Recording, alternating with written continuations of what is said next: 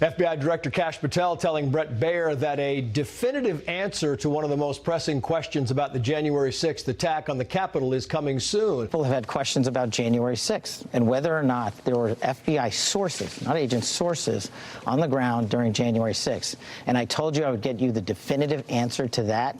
The answer to that question will surprise and shock people. Let's bring in criminal defense attorney and federal litigator Vikas Bajaj, along with Fox News political analyst Gianno Caldwell. Gentlemen, thank you both for coming on. You kind of heard Kash Patel there, right? He's talking about a couple of things. The confidential sources, there were 26. 3 of them were, approved by the FBI. And then he says this about whether or not the pipe bomb on January 6th was an inside job. Listen to this. Does the FBI know who it is? The FBI, under me and Dan Bongino's leadership, has reestablished that investigations of great public importance that almost blew up the DNC and RNC in Washington, D.C., an area in which then Vice President Harris was in the vicinity of, is something that needs to be answered.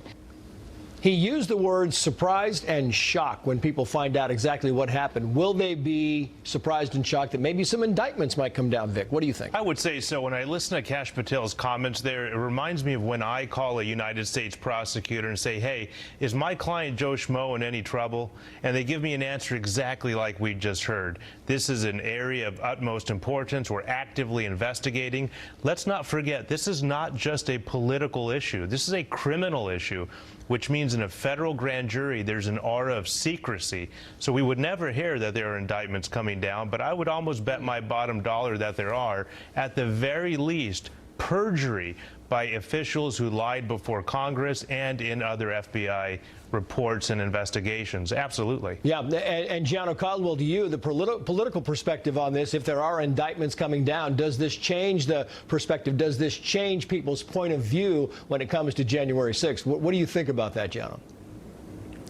Well, I'm not sure. I believe if you're on one side or the other, you're probably still there. But I think there's a lot that has to be uncovered, whether it be about January 6th or about the FBI looking at parents who go to particular Catholic churches, whatever the issues may be. There needs to be an uncovering of it. Under the previous administration, it appeared that there was a lot of corruption going on, a lot of things that the government shouldn't have been involved in that they were involved in. And now with people like Kash Patel and Dan Bongino, I think there will be a seriousness to any investigation, and certainly with Pam Bondi, to your other guest's point, that would actually take legal action to ensure that these kind of things don't happen again, and we can increase the trust that government once had. Yeah, and it really is all about transparency. They just want to lay this out there and let us kind of decide what's going on, which leads us to the House oversight investigation into the Biden cover-up. Here's what James Comer said today.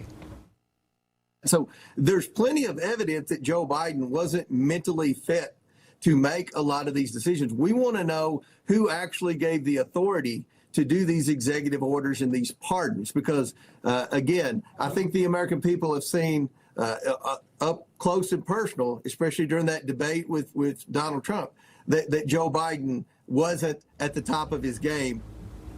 And if somebody else was kind of pulling the levers back there, Vic, I mean, again, we talk about this, we could see indictments. We could see some legal action coming down the pike. As well, we should. The chronology here is of the utmost importance, Trace.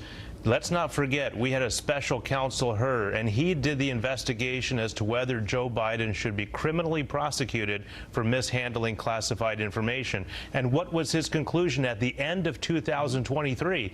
Joe Biden's a well-meaning, sympathetic old man, and you know what? He cannot develop the criminal intent, the mental capacity to be prosecuted. Now, let's fast forward to the beginning of January 2024.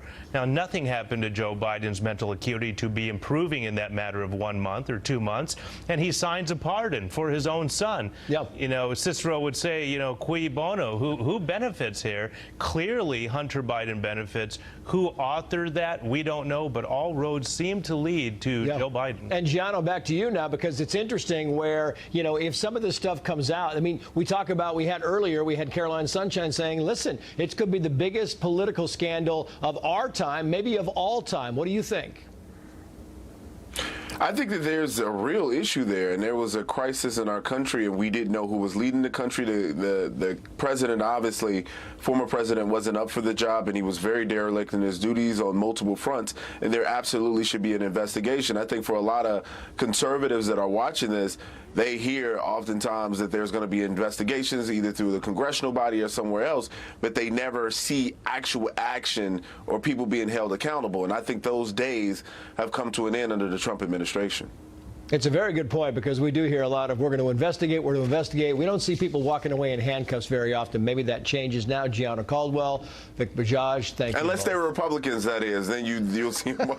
They'll do that. They'll try to prosecute the Republicans for sure. There come the handcuffs. Democrats, Gianno. no, sir. Nothing to see here. Thank you, Gianno.